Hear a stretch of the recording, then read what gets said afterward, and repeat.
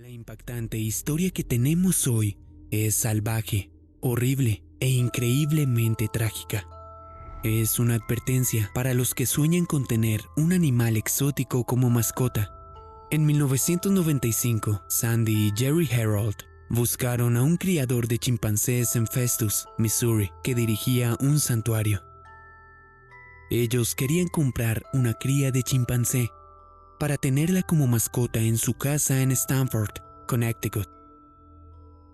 La criadora, Connie Casey, tenía un chimpancé llamado Coco que había sido capturado en algún lugar de la amplia región de África Ecuatorial en los años 70, antes de ser comprado por Casey por $12,000 y una hembra llamada Susie, que se había retirado después de haber estado expuesta en un zoológico. El 21 de octubre, Casey llamó a Sandy y le dijo: «Tu bebé ha llegado. Es un niño». Y para Sandy, el pequeño chimpancé sería realmente como un bebé para ella. Sandy se puso rápidamente en marcha para conocer el bebé chimpancé que tanto esperaba. Pero para poder quitarle el bebé a Susie, Casey tuvo que tranquilizar a la madre chimpancé. El bebé chimpancé se llamó Travis, en honor al cantante de música country Travis Street, que era uno de los favoritos de Sandy. De recién nacido se decía que Travis estaba cubierto de pelo negro por todas partes, menos por su cara rosada. Sandy lloró al conocerlo. Mientras ella lo sostenía, el bebé chimpancé agarró sus manos. Sin dudarlo, Sandy pagó $50,000 en efectivo a Casey y pronto se llevó al pequeño chimpancé de 3 días en un vuelo a casa.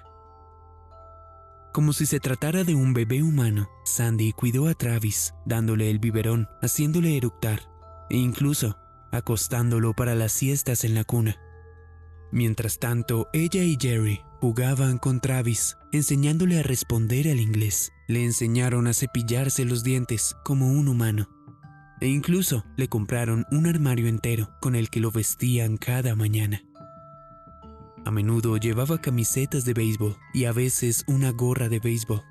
A medida que crecía, empezó a moverse más. Ya no se conformaba con arrastrarse por el suelo. La casa de los Herold era grande, pero no estaba equipada para satisfacer a un chimpancé en crecimiento. Pronto tuvieron que adaptar la casa a sus necesidades. Gran parte de su casa se convirtió en espacios diseñados solo para Travis. No solo le pusieron una gran habitación, parecida a un dormitorio, que estaba unida a un recinto cerrado, equipado con neumáticos y cuerdas, sino que también le dieron otras habitaciones para moverse cuando estaba solo. La pareja tuvo que poner una cerradura en la puerta del dormitorio, pero cuando estaba en casa Travis tenía el control total del hogar. Sin embargo, con el tiempo, Travis dormía en la habitación de los Herold, y aunque le habían dado su propio colchón, a menudo acababa durmiendo en la cama con los dos. Incluso se decía que Travis se unía a Sandy y a Jerry en la bañera. Sandy comentaría más tarde: «Hasta que no has cenado con un chimpancé y te has bañado con un chimpancé, no conoces a un chimpancé». Travis comía todas sus comidas en la mesa con los Herold, y a medida que crecía, incluso empezaba a beber vino en una copa durante la cena. Toda la vida de los Herold se consumió en torno a Travis, e incluso empezaron a llevarlo al trabajo con ellos. Los Herold tenían una empresa de remolque y había una gran sala encima de su taller. Pronto la llenaron con columpios de neumáticos, cuerdas y trampolines para que jugara mientras trabajaban. Sandy tenía una hija llamada Sue, que tenía un hijo pequeño, Tyler. A medida que crecía, Tyler jugaba a menudo con Travis como un amigo humano de la infancia. Aunque en realidad tenían una edad similar, Travis maduró más rápido que Taylor y el tierno Travis cuidaba a menudo del niño. Era conocido por sostenerlo en su regazo y darle besos. Los Herold parecían considerar a Travis como un niño humano, llevándolo a la playa con ellos, enseñándole a montar en bicicleta e incluso a controlar un cortacésped. Regaba las plantas de la casa, daba de comer a los caballos de la familia, sacaba una bebida de la nevera y la servía en un vaso, e incluso iba con ellos a los restaurantes. Los Herold creían que habían domesticado a Travis y que como lo trataban como a un ser humano, él casi lo era. No lo veían como una mascota, sino como parte de su familia. Sandy, en particular, veía a Travis como un hijo. Travis pronto se convirtió en una celebridad local en Stanford. Se sabía que la policía se fotografiaba con él y los desconocidos se acercaban a los Herald para tomarse fotos, a veces incluso haciendo que Travis sostuviera a sus hijos y posara. Los Herald acabaron utilizándolo para publicitar su negocio porque era muy conocido en Stanford. Por desgracia, Sue, la hija de Sandy, falleció en un accidente de tráfico, lo que sumió a la afligida madre en depresión. La tragedia también hizo que considerara a Travis como el único hijo que le quedaba. Travis asumió con facilidad el papel de hijo de Sandy y acompañó a la pareja con mayor frecuencia, pero aunque a menudo se comportaba como si fuera humano, los Herald pronto aprenderían que no siempre podían controlarlo. Por un viaje en coche por el centro, en octubre de 2003, los Herald se detuvieron en un semáforo en rojo y por alguna razón alguien lanzó una botella de plástico vacía a la ventanilla entreabierta donde estaba sentado Travis. La reacción de Travis fue gruñir, desabrocharse el cinturón de seguridad, abrir la puerta del coche y cruzar la calle. Travis se abalanzó sobre alguien que pasaba por allí y luego empezó a treparse por encima de los coches y a balancearse por la calle. Todo el tiempo sonreía y gritaba, mientras los Harold intentaban meterlo de nuevo en el coche. Nada de lo que hicieron consiguió que se calmara y se fuera, ni siquiera su habitual soborno de galletas y helado. Al cabo de un tiempo, se llamó a una docena de policías para que ayudara a sujetar al chimpancé suelto, pero este vio a los agentes como parte del juego y empezó a perseguirlos. Durante 2 horas, Travis eludió la captura de la policía local. Entraba en el vehículo de los Herald y luego abría las puertas y salía de un salto antes de que pudieran encerrarlo. Finalmente, tras cansarse de su juego, Travis subió al vehículo y se abrochó el cinturón de seguridad para marcharse. Al parecer, los Harold mantuvieron a Travis encerrado en su habitación al día siguiente porque había sido castigado. Aunque todos los policías estaban de acuerdo en que estaba siendo juguetón, también estaba claro que los Harold no tenían un control total sobre Travis y que incluso la policía no había tenido éxito en capturarlo cuando estaba suelto. El incidente recibió mucha atención y debido a ello, el Departamento de Protección Medioambiental del estado tuvo presente a Travis. Determinaron que los Herald estaban infringiendo una ley que les exigía un permiso para tener un primate exótico del tamaño y el peso de Travis. A pesar de ello, decidieron no quitarles a Travis, sobre todo por su condición de celebridad local y en parte porque no querían parecer despiadados y duros. También alegaron que no creían que Travis fuera una amenaza local para la seguridad pública. Es importante señalar que la mayoría de los policías de Stanford conocían bastante bien a Travis y casi todos habían posado con él para una foto, lo cual pudo haber influido en sus opiniones sobre el incidente. Sin embargo, una oficial de control de animales llamada Lynn de la Bianca estaba muy preocupada. Ella habló con Sandy sobre la posibilidad de quedarse con Travis, diciéndole que los chimpancés machos adultos eran tan fuertes como 5 hombres y se sabía que eran imprevisiblemente violentos. De la Bianca también le dijo que, dado que Travis era ya un adulto, había alcanzado su madurez sexual y que en la naturaleza los chimpancés realizaban algún tipo de actividad sexual a diario, incluso hasta 50 veces al día. Travis podría tener esos mismos impulsos, volviéndose violento a causa de ellos. Aunque Sandy escuchó la advertencia de la Bianca, descartó la preocupación, ya que nunca había visto a Travis mostrar algún tipo de comportamiento cercano a la violencia. Aún así, la oficial de la Bianca advirtió que Travis viviría hasta los 30 o 40 años y que ella no podía predecir su comportamiento durante toda su vida. De la Bianca reveló más tarde que Sandy le había expresado que sabía que no podría mantener a Travis para siempre y que un día tendría que ir a un santuario, ya que sería más difícil de controlar cuando se hiciera mayor. Pero Sandy había ocultado toda la verdad a la gente de la Bianca. 2 años antes, en 2001, la criadora de Travis, Connie Casey, le dijo que los padres de Travis, Susie y Coco, junto con otro chimpancé, se habían escapado de sus jaulas. Sueltos, se habían acercado agresivamente al vehículo de Jason Coates, de 17 años. Code afirmó que él y sus amigos quedaron atrapados dentro mientras los chimpancés enseñaban los dientes y sacudían el vehículo. Al final, Code salió y corrió a su casa para coger una escopeta. Para entonces, Casey había llegado y tranquilizado a Susie, pero ésta seguía consciente, aunque Casey había rogado a Coates que no utilizara el arma.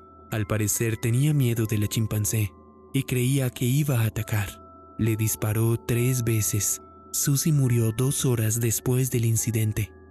Después del hecho, otros testigos se presentaron y dijeron que los chimpancés estaban siendo juguetones y amistosos, y Coates cumplió 1 mes en la cárcel por daños a la propiedad y abuso de animales, pero todavía mantiene que los chimpancés habían representado una amenaza para él. Es más, hubo un presunto incidente en 1996 con Travis, en el que había mostrado que podía ser agresivo. Leslie Mostel Paul había visto a Travis mientras estaba en el vehículo de los Herald y le preguntó a Sandy si podía acercarse a él y saludarlo. Sandy había dicho que estaba bien, pero cuando Paul intentó estrechar la mano de Travis, este la mordió. El mordisco fue lo bastante profundo para que le saliera sangre. Travis describió más tarde que sintió que Sandy estaba más enfadada que alterada con el incidente, como si le molestara que hubiera ocurrido. Paul se vacunó contra la rabia por si acaso, porque Sandy tardó mucho en demostrar que Travis estaba vacunado.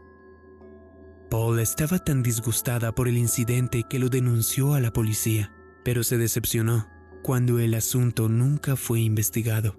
Más tarde, la policía diría que nunca recibió la denuncia de Paul.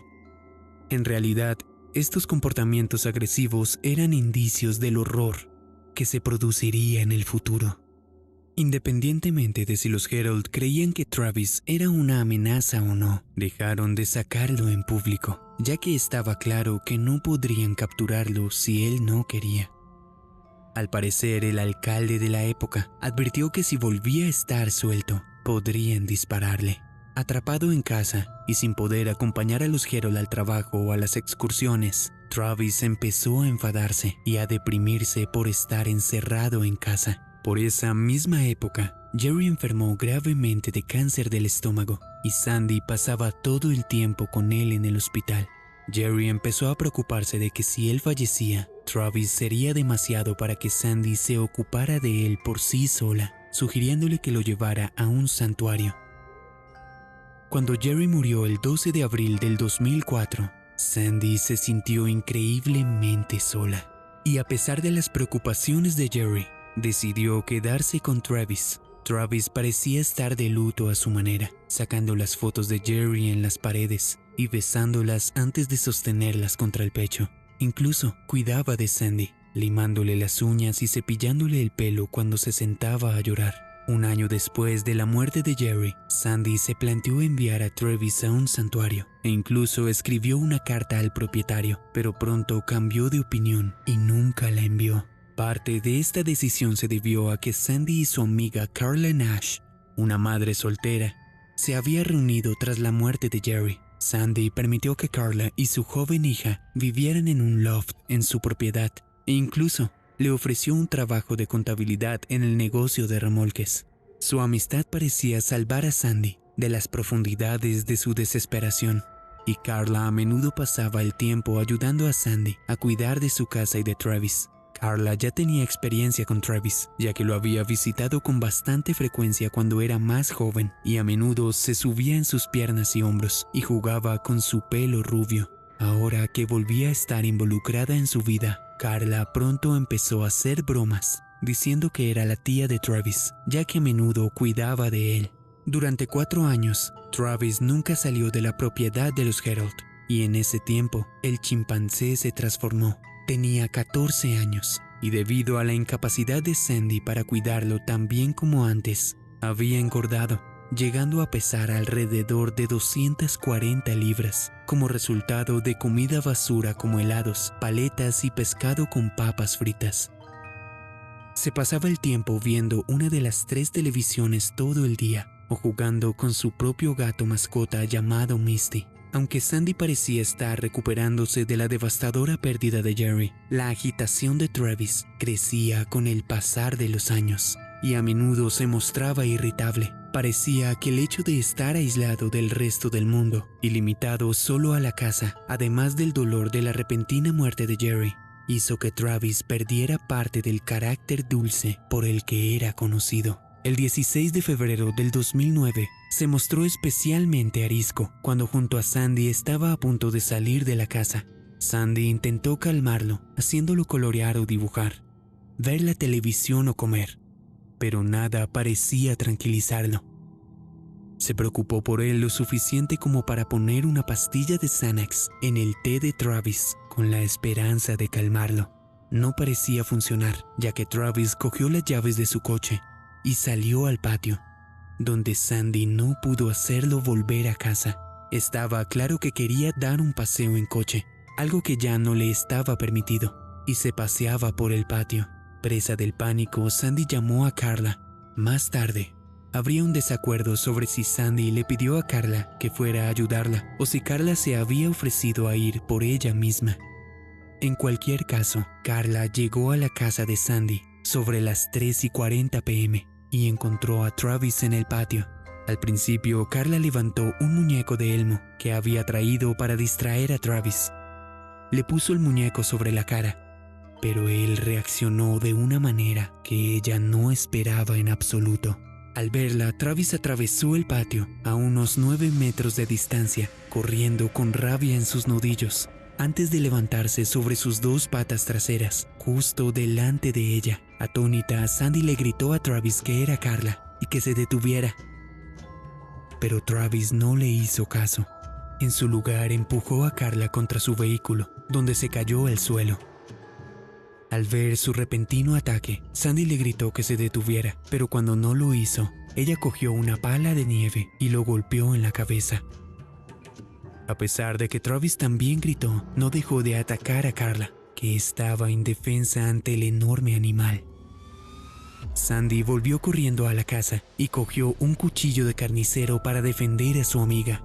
Apuñaló a Travis 3 veces, pero este ni siquiera se detuvo. Al parecer, Travis solo se detuvo una vez para levantarse y mirar a Sandy, que se quedó petrificada. Hizo contacto visual con ella antes de darse la vuelta y continuar su asalto a Carla, sin saber qué más hacer y temiendo que la atacara a ella también. Sandy corrió a su coche con el cuchillo en la mano y se encerró dentro. Hizo una llamada desesperada al 911. Sandy sollozaba mientras gritaba que llegara la policía, pidiendo que la policía trajera un arma para impedir que su chimpancé matara a su amiga. ¡El chimpancé mató a mi amiga! ¿Cuál es el problema con tu amiga? Por favor, ¿cuál es el problema con tu amiga? Necesito saberlo. Envíen a la policía con un arma. Con una pistola. Tienen que sacar sus armas. Escúchame, oh Dios mío. Y cito, la ha destrozado. Date prisa, por favor. Al parecer, el operador creyó que la llamada era un engaño, ya que no esperaban escuchar informes sobre el ataque de un chimpancé. ¡Está matando a mi amiga! ¿Quién está matando a tu amiga? ¡Mi chimpancé! ¡Oh, tu chimpancé está matando a tu amiga! ¡Sí, la ha destrozado! ¡Deprisa, deprisa, por favor! Le arrancó la cara. ¿La arrancó? Está muerta. ¿Por qué dices que está muerta? ¡Está muerta! La ha destrozado. ¿Qué le destrozó? ¿Su cara? Todo. ¿El mono sigue al lado de tu amiga o puede acercarse a tu amiga? Se la está comiendo. Por favor, Dios, por favor. Bien, necesito que te calmes por mí. Sé que es difícil, ¿de acuerdo? Sé que es difícil, pero están yendo tan rápido como pueden en tu dirección. ¿De acuerdo? Dios mío, por favor. No fue hasta que Sandy gritó, "Se la está comiendo", que tomaron en serio su llamada. Cuando la policía por fin llegó, encontró a Carla tirada en el suelo, casi desnuda, porque Travis le había arrancado la ropa. Parecía estar muerta. Travis se paseaba furioso por el patio, pero se acercó rápidamente al vehículo policial. Jaló una de las puertas de la policía, pero descubrió que estaba cerrada con llave. Luego se dirigió al otro lado. En este punto arrancó fácilmente uno de los espejos retrovisores antes de dar un jalón a la otra puerta. Esta no estaba cerrada y se abrió. La gente de ese lado era Frank Chiavari.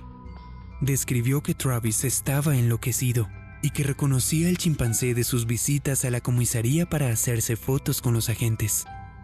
El agente Frank se asustó al ver la cara de Travis manchada de sangre y sacó su pistola. El agente Frank describió el incidente diciendo: "Me dio una fracción de segundo para reaccionar. Mostró sus dientes, un gruñido, y vi sangre, vi sus colmillos.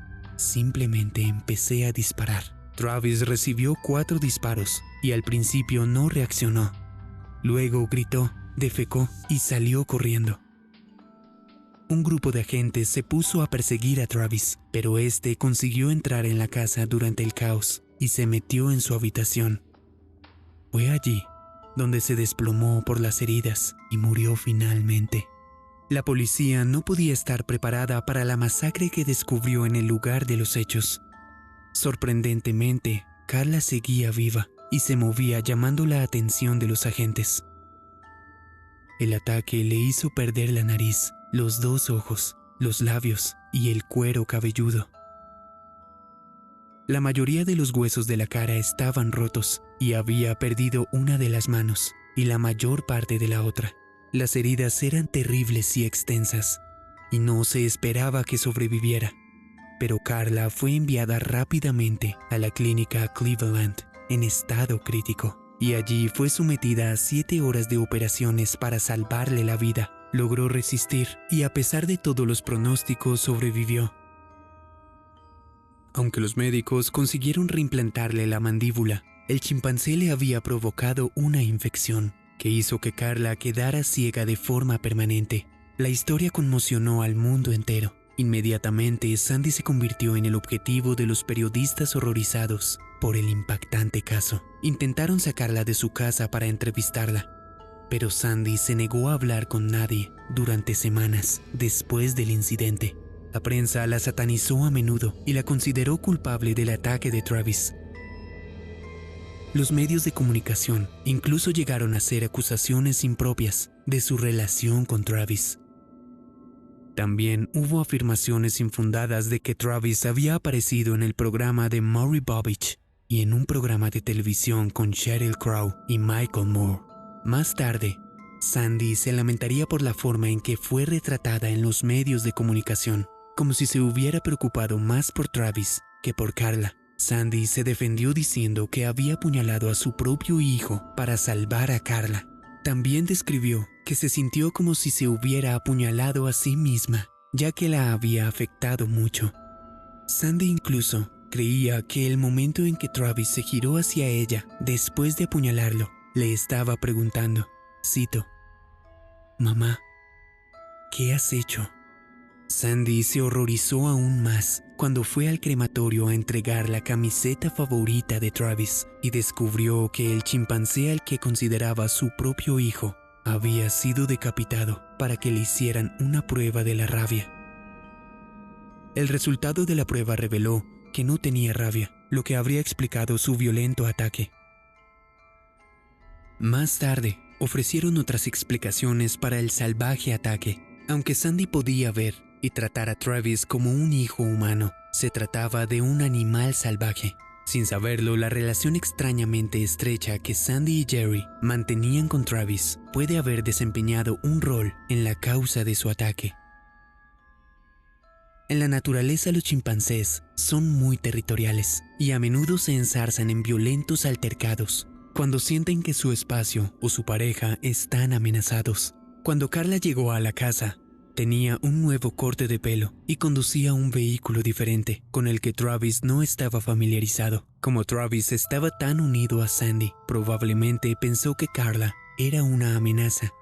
Otros creen que el chimpancé había pasado los 14 años de su vida reprimiendo su verdadera naturaleza porque había vivido como un ser humano. Creen que el ataque era inevitable, ya que solo era cuestión de tiempo para que el chimpancé actuara como el animal que realmente era. Además, se discute si el Xanax que Sandy le dio a Travis puede haberle hecho más propenso a atacar, ya que el medicamento no le fue recetado. En los humanos, el Xanax puede provocar alucinaciones, agresividad e incluso manías, aunque es un medicamento contra la ansiedad.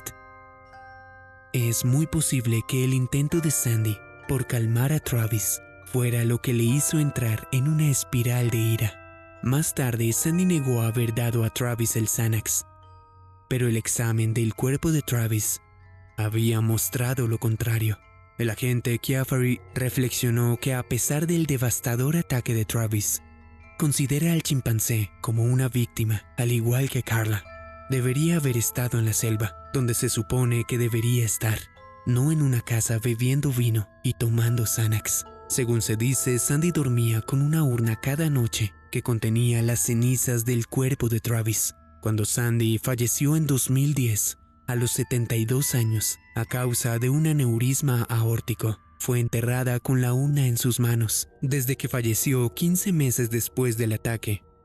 Algunos han dicho que, tras la pérdida de su hija, su marido y el chimpancé al que trataba como un hijo, y la mutilación de su amiga íntima, había muerto por su corazón roto. La familia de Carla demandó a Sandy solo por un mes después del ataque. Pedían $50 millones.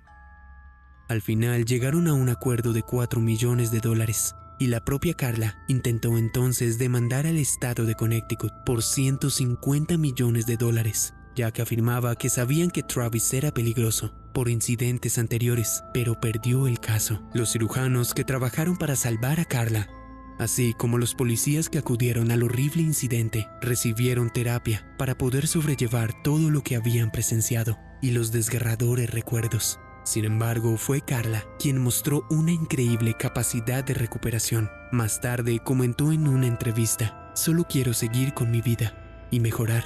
El día en que Carla cumplió 56 años, solo 9 meses después de haber sido atacada, reveló oficialmente su nuevo rostro al mundo. Durante el programa de Oprah, Carla también explicó que no recordaba mucho del incidente de las cicatrices.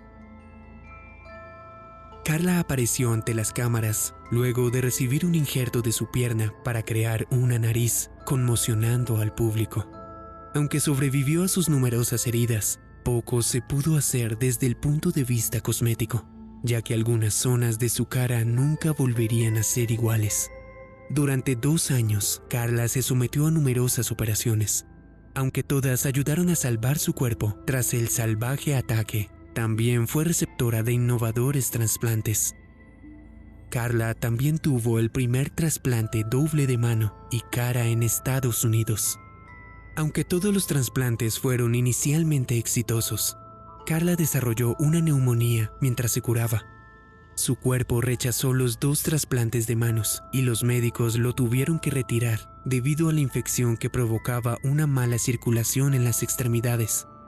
Pero incluso después de recibir el revolucionario trasplante de cara, al que su cuerpo parecía responder bien, Carla siguió sufriendo otros contratiempos en su camino hacia la recuperación. Como puede ocurrir con muchos trasplantes, su cuerpo empezó a rechazar ligeramente el tejido del trasplante. De hecho, había participado en un estudio financiado por el ejército que intentaba determinar si los receptores de trasplantes podían dejar de tomar medicamentos contra el rechazo que conllevaban otros efectos secundarios graves. Carla, que a menudo buscaba ayudar a los demás, decidió participar para ayudar a los miembros del servicio militar que se lesionan lo suficiente como para necesitar trasplantes.